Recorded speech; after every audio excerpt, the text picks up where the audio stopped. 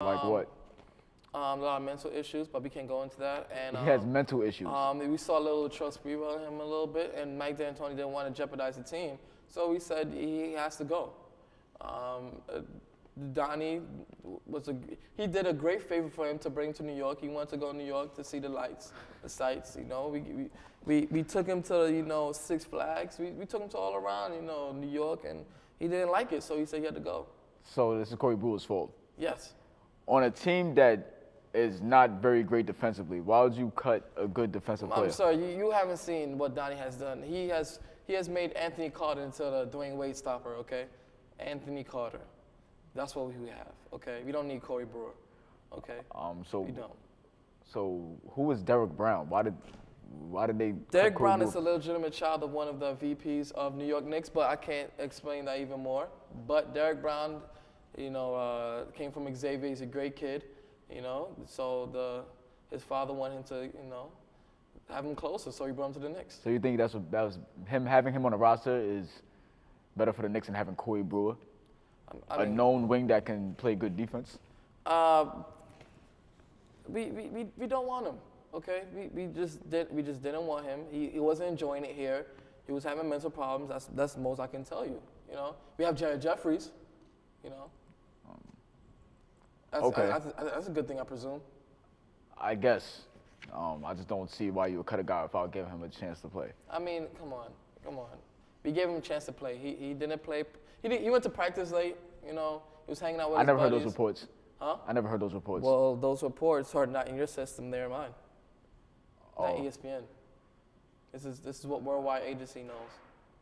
That's very interesting. Well, thank you for your time. Oh, of course.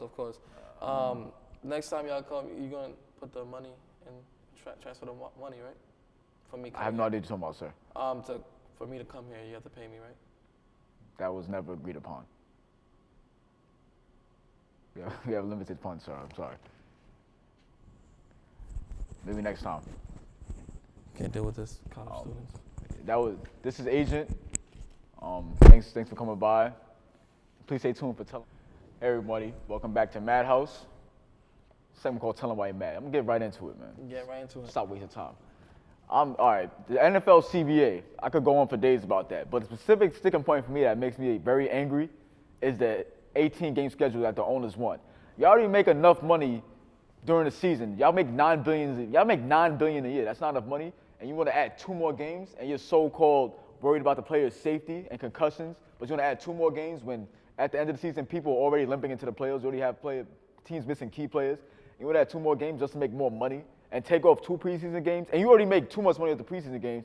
You still fill the stadium, and y'all don't really reduce the ticket prices that much.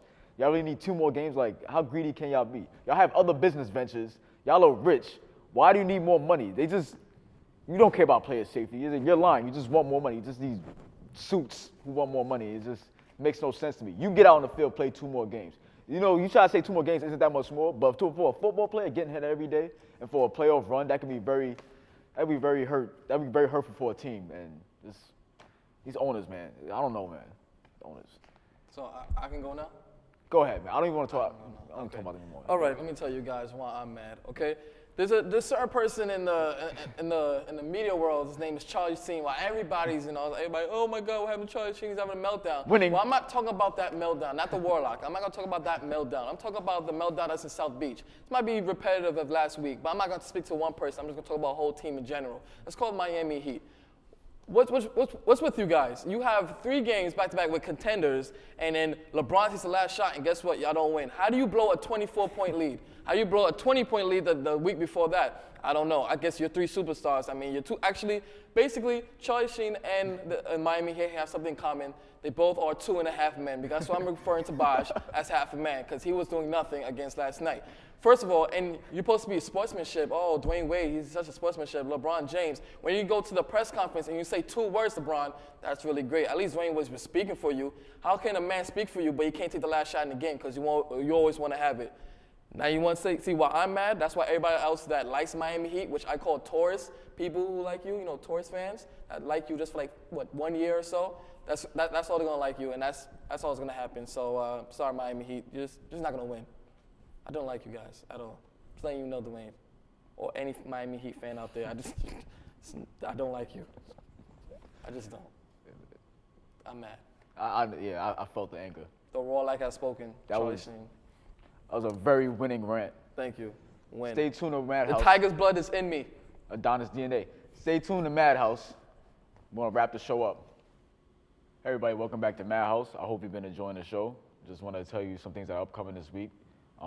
Tonight we have a big doubleheader in the NBA on ESPN.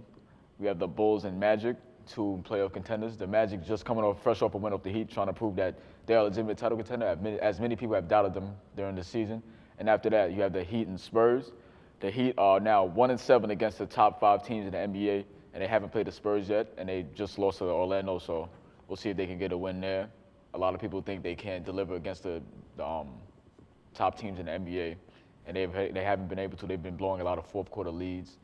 So that's definitely tune into that game because these two games will be important for the landscape of the playoffs coming up. We also have the NFL labor situation, of course.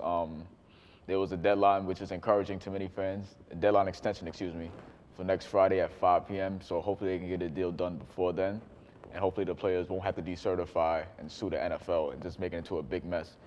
And then last, we have the championship week for all the divisions in NCAA and college basketball. So just look out for that. This is going to determine a lot of seeding as selection Sunday is next Sunday. Have a good week. Hope you enjoyed the show. Stay tuned next week for more Madhouse.